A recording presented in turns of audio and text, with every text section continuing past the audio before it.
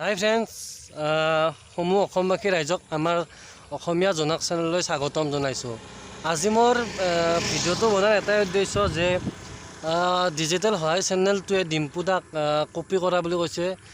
Digital সহায় চেনেলটোৰ video' বোলে ডিম্পু দাই কপি কৰিছে।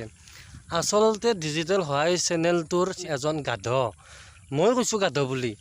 এই আমাৰ অসমত যে এনেকুৱা গাধ আছে মই সপোনতো ভবা নাছিলোঁ। চাব, সি জন্ম হোৱাৰ পৰা যিমান যি কাম কৰি আছে সেই সকলোবোৰ হয়তো কপি, কিন্তু সেইটো নাজানে। এতিয়া মই আপোনালোকক এটা উদাহৰণ দিম। মই চাব, আপেলটোক আপেল বুলি নকয় কি আম বুলি ক'ম নেকি, নে আমটোক মই আম বুলি নকয় ডিমা বুলি ক'ম? আপোনালোকে কওক, সি গাধ হয়নে নহয়? সি সঁচাকৈ এজন গাধয়ে।